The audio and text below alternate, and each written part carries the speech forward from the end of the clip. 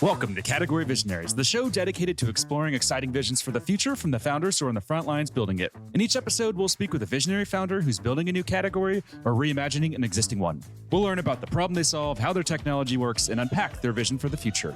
I'm your host, Brett Stapper, CEO of Frontlines Media. Now let's dive right into today's episode.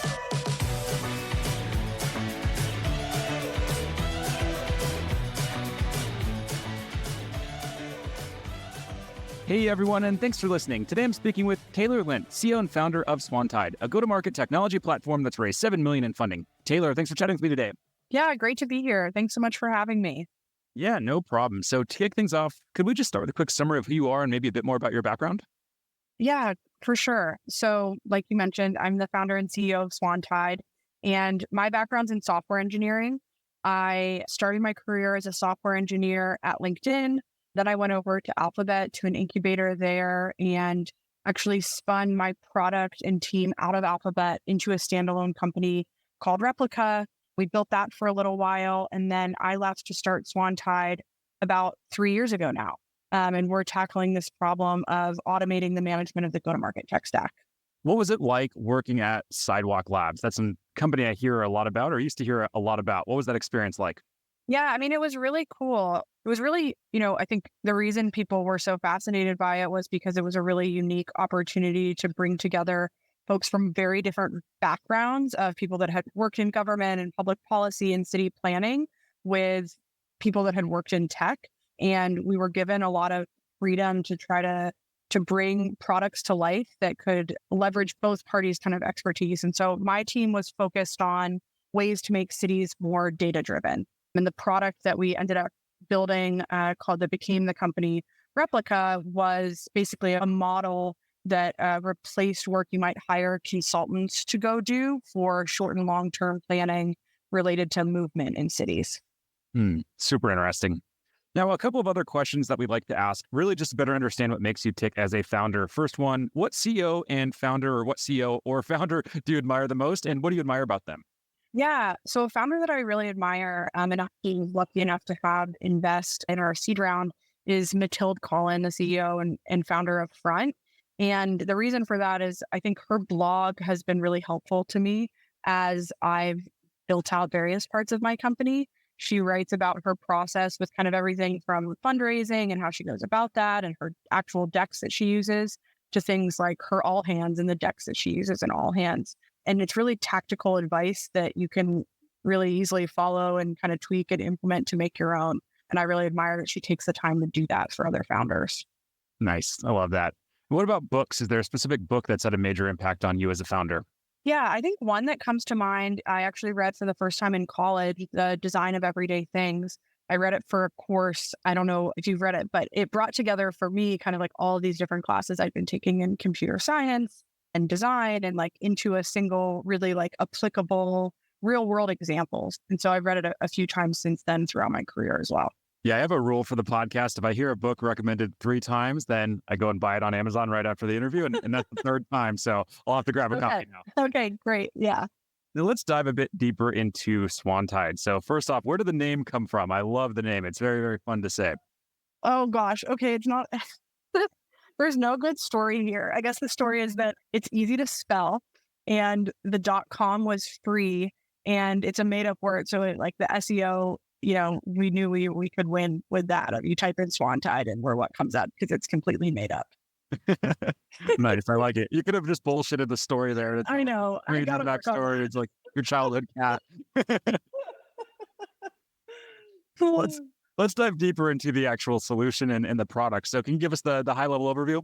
Yeah. So what we're doing with Swantide is we're automating the management of the go-to-market tech stack.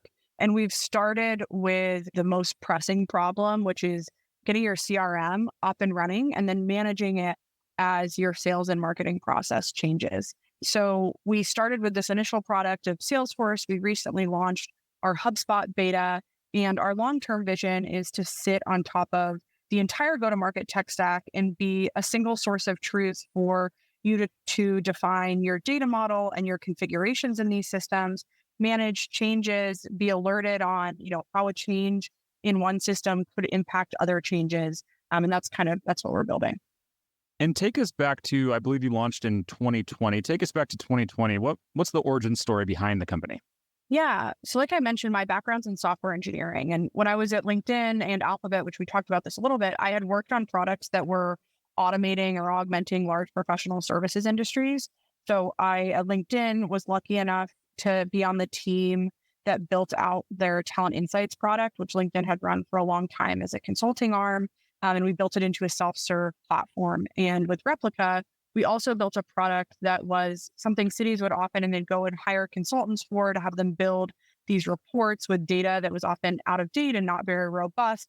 And so we had aggregated a bunch of different data sources and built a self-serve product that let them generate these reports kind of as they need them, when they needed them, with fresher data.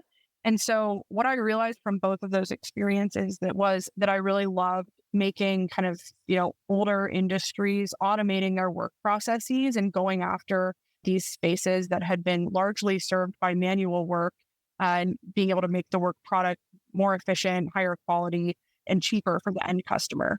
So that drew me to this space of automating the go-to-market tech stack, because of really just how painful the problem is managing these tools and how large the market is. So I don't know how familiar you are with it, or some of the listeners, but for every dollar people spend on Salesforce, they spend over $5 managing it.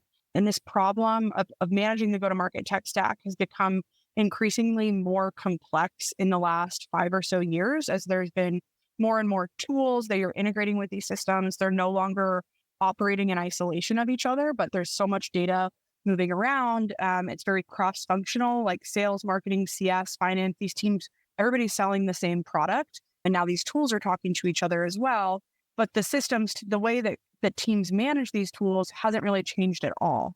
And so looking at this problem as an engineer, our hypothesis was you could really cut down on a lot of the cost and inefficiencies in managing these systems if folks had access to the same type of tooling that engineers have to manage their tech stacks. So I spent the first year, really year and a half, just doing market research and trying to understand this problem, this space, from all angles. So talking to CROs and heads of sales and marketing, Salesforce consultants, RevOps, obviously, sales ops, marketing ops, sales reps, like the end users that are using Salesforce, anyone that kind of touches this problem to understand, why is this so painful? How does it impact your work? Like, what are ways this has caused major issues at your business, and trying to figure out how we could make that easier and start automating it. And I see you launched in March 2020. I remember that time period. There's a lot going on in the world. What was that like, launching a company in the midst of COVID? Yeah, I had left my job like the end of February or first week of March, right before everything shut down. So it was definitely a little nerve-wracking to be like, oh, okay, I just willingly left my job. But it ended up really being a great time to start a company, because like I mentioned, we were doing market research for that first year or so. The early days of COVID, everyone was willing to get on Zoom because they didn't have Zoom fatigue yet. So we were, we're emailing people, reaching out to them, and they were more than happy to get on the phone with us and answer our questions about what they do, what were their problems, like all of those things. So it ended up really being for the best that people were kind of stuck at home and wanted to talk to people. And what was it like when you were landing those first paying customers? Can you talk us through that whole process and maybe some of the lessons that you learned along the way?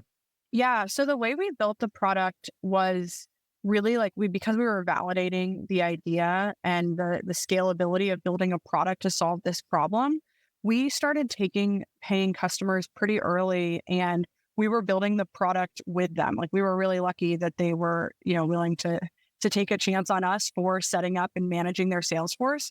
I think the nice thing about this problem is that, people know they're going to pay for it. It's a problem that exists. And we built the product with them where we were keeping track of every single thing someone wanted to do in their Salesforce. And then we were building to start scripts that would automate that. And then we turned it into our product, like on the back end, and we turned it into a tool that engineering no longer had to be involved to write these automations. And then we eventually launched our product that's customer facing last fall. And when you look at the customers that you're working with, is it typically like a head of sales, or is it a head of go-to-market? Who's that typical buyer that you're working with? Great question. So our product that we launched last fall that helps automate the setup and management of Salesforce A lot of our customers, maybe half or 2/3, are buying Swantide at that inflection point of they've just bought their CRM or they're about to buy their CRM and they need to set it up.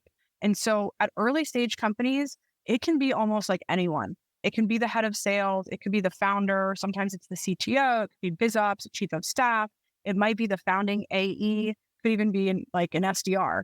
And then it transitions though pretty quickly to eventually being rev ops, or it might go through like biz ops and then rev ops eventually is our end user. This show is brought to you by Frontlines Media, a podcast production studio that helps B2B founders launch, manage, and grow their own podcast. Now, if you're a founder, you may be thinking, I don't have time to host a podcast. I've got a company to build. Well, that's exactly what we built our service to do. You show up and host, and we handle literally everything else. To set up a call to discuss launching your own podcast, visit frontlines.io/podcast. Now, back to today's episode.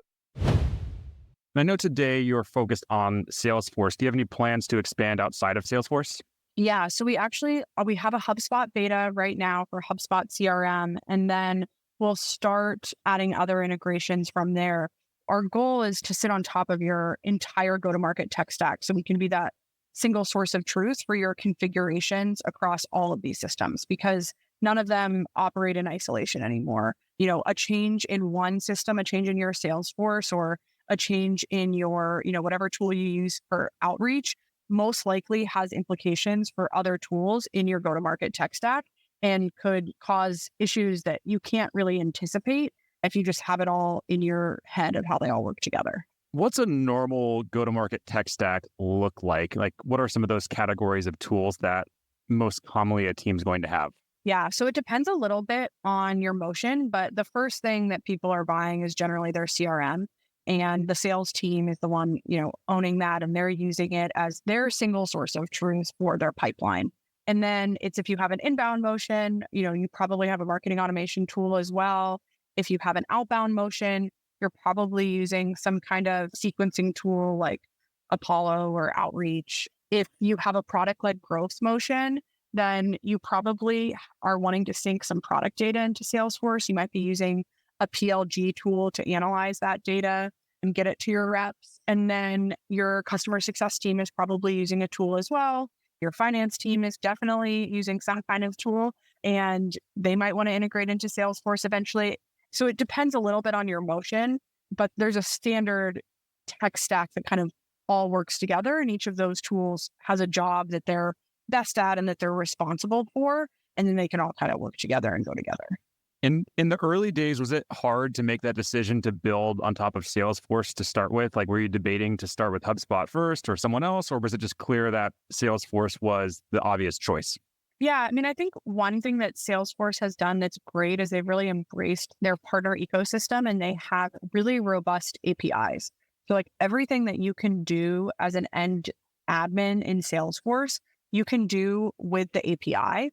And so that made it a really easy choice because we knew that we could automate everything, and that's like a core part of their DNA is having those open APIs. And we've seen, every other tool is starting to follow, because if you want to have those enterprise customers, if you want to have version control over these enterprise applications, then those APIs have to be open. But from talking to, in all of our customer or all of our market research, we talked to hundreds of companies, and Salesforce made the most sense for us to start with.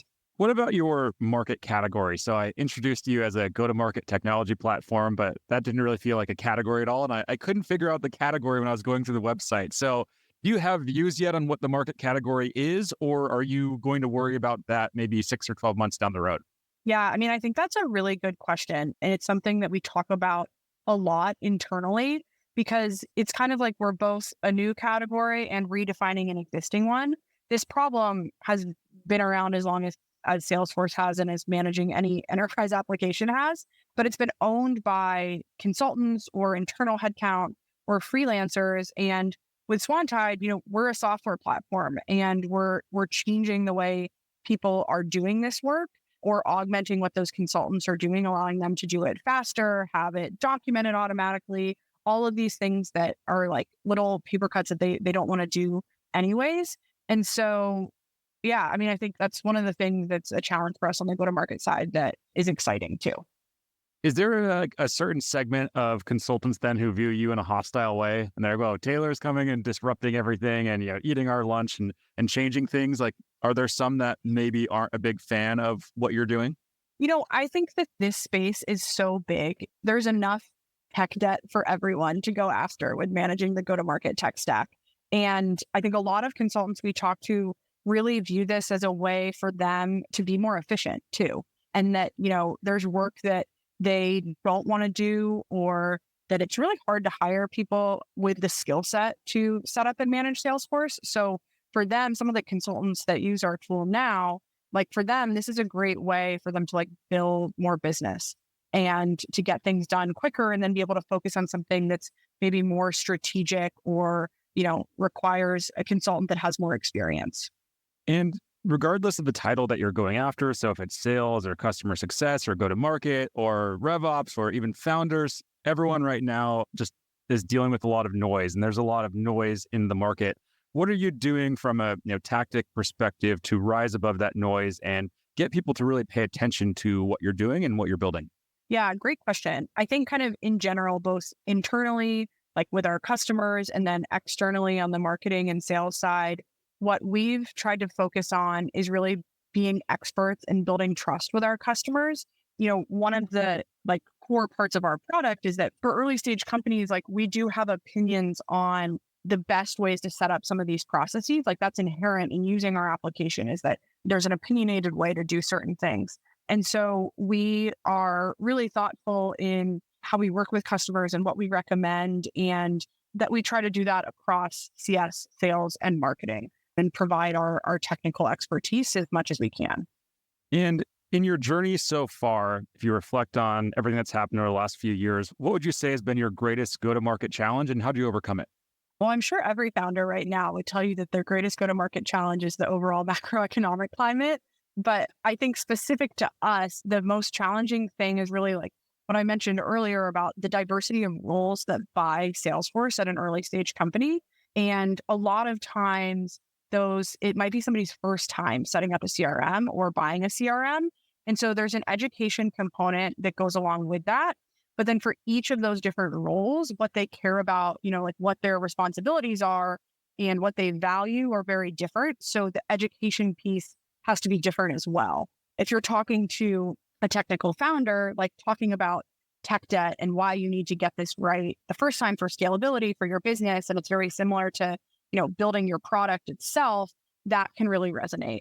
Or, someone in BizOps or a chief of staff role that they're used to doing functions that they've never done before. They're really excited that this is going to be a lot of best practices. It's what other fast growing startups are using. And that's what excites them and kind of hooks them in the sale. So I think that's probably one of the biggest challenges that we've had, is just building out the different pieces of education for personas that have not ever encountered this problem before. And from a user journey perspective on the website, are you navigating these different personas into different paths on the website, or what are you doing from a website perspective just to cater to that different buyer personas that exist? Yeah, that's a great question. It's actually something we're actively working on right now. We'll be rolling out soon is an update to the website that's even a little bit more granular than what we have right now, because what I just talked about was only really for early stage startups. And then we also have features and functionality that are targeted towards the RevOps persona as well. And RevOps itself also has people with various different backgrounds. RevOps can sit under sales, it can sit under IT, it can sit under finance, and someone could have a super technical Salesforce admin or Salesforce engineer background, or they could come from strategy, or they could come from sales engagement. And so their own kind of knowledge of the system and the space and the gaps that they have that they're trying to fill on their team are also different. And so that's another part of the challenge too. And final couple of questions for you. What's the number one piece of advice you'd give yourself if you were just starting the company again today? I think it would be just enjoying the process at all of the different phases, because, the job is basically different, it feels like, every week. And so it's constantly changing. And final question, let's zoom out into the future. So let's say 3 to 5 years from today, can you just paint a picture for us for what that vision is that you're trying to build? Yeah. So like I mentioned, we want to be the source of truth and the central hub for managing all the tools in your go-to-market tech stack. So if you're making a change to your sales process, or you're launching a new product line, and that's touching sales and marketing and CS and finance, all of the systems that have to get configured to go along with that process change, that offline change, we want you to be able to make those changes in Swantide and update all of those systems from a single place in Swantide. And we're really excited as we're looking at our roadmap to be introducing more of this integration functionality, really accelerating some of our roadmap with the advancements in AI over the last few months. And yeah, the long-term goal is to really cut down on the cost and spend managing these systems and eliminate as much tech debt as possible. Amazing. I love it. All right. Well, we are up on time, so we're going to have to wrap here. Before we do, if people want to follow along with your journey as you continue to build, where should they go? You can follow us on LinkedIn, the Swantides on LinkedIn, or my personal LinkedIn, or anyone on the team's LinkedIn. Amazing. Taylor, thank you so much for taking the time to come on the show, talk about what you're building, and share some of those lessons that you've learned along the way. I really enjoyed this conversation, and I know the audience is going to as well. So thanks so much for taking the time. Yeah, thank you. All right, keep in touch. This episode of Category Visionaries is brought to you by Frontlines Media, Silicon Valley's leading podcast production studio. If you're a B2B founder looking for help launching and growing your own podcast, visit frontlines.io/podcast. And for the latest episode, search for Category Visionaries on your podcast platform of choice. Thanks for listening, and we'll catch you on the next episode.